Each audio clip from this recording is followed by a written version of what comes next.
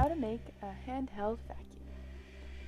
Okay, so first of all, you need to have a drill, motor, wires, a battery holder, tights, a cereal box, or sometimes something cardboard.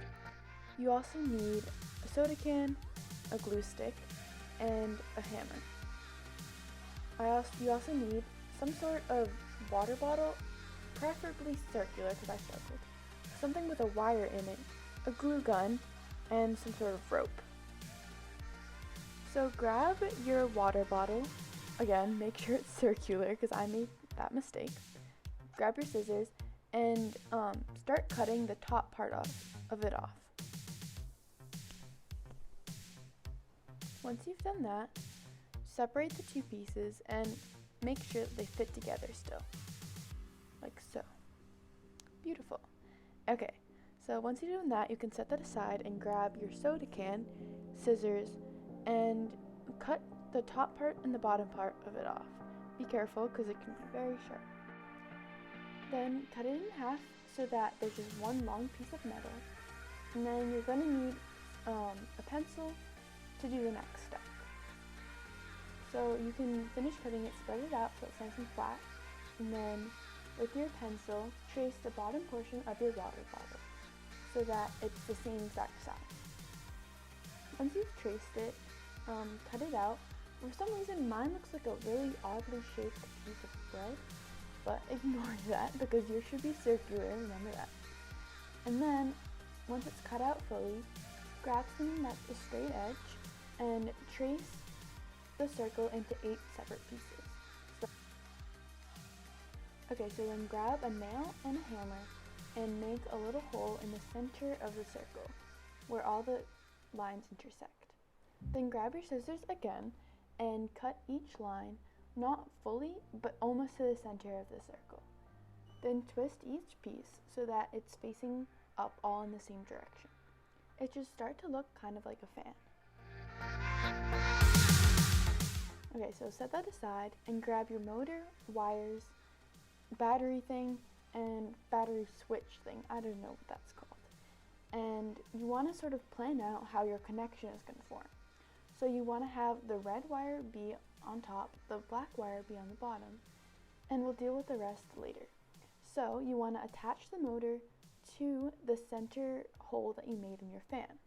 It should kind of look sort of like that. Then bring back your water bottle, the bottom part of it, and a drill. So you're going to drill little holes all around the bottom part of your water bottle.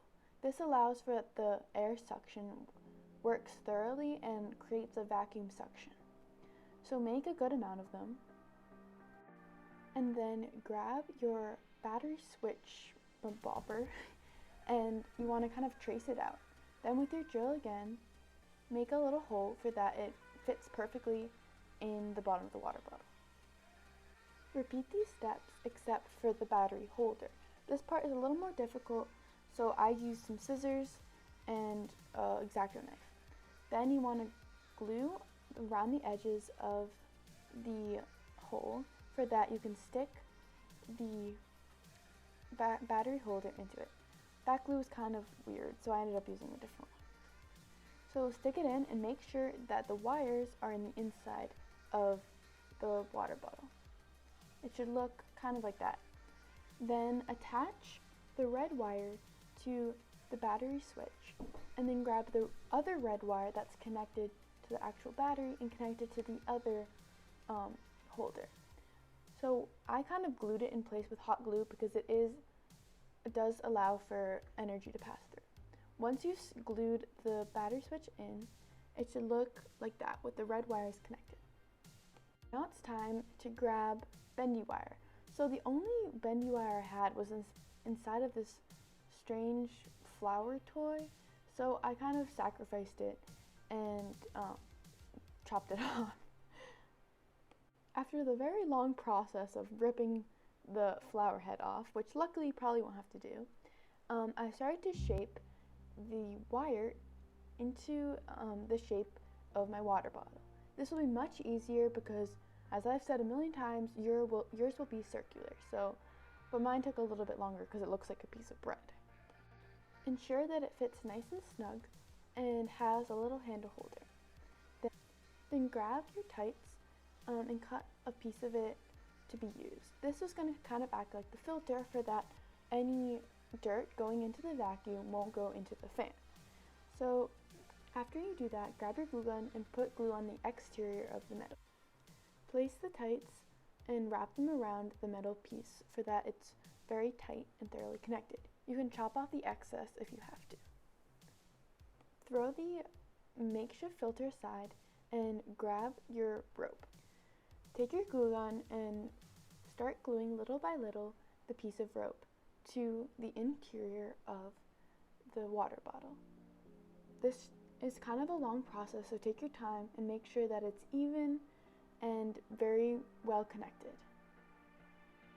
Once you're done, it should kind of look like this, with the rope a little bit more or less around an inch from the top. Put your filter in and it should balance perfectly on the rope so that it has a nice little place to rest. Make sure that the top part of the water bottle still fits over the bottom. Grab a Sharpie and trace where the top of the water bottle ends around the bottom part of the water bottle. This way you can add another piece of rope around where the line is. This makes sure that the suction is complete and there's no extra air going into the vacuum, allowing for the suction not to work. Glue the rope on with a hot glue gun. It should probably be in line with the other rope, which in my case is the color black. So now is the fun part. Grab some black paint or whatever color paint you want your vacuum to be and paint over the entire water bottle. So this is what it looks like. It took a little bit longer than I expected to dry, but it's looking pretty nice.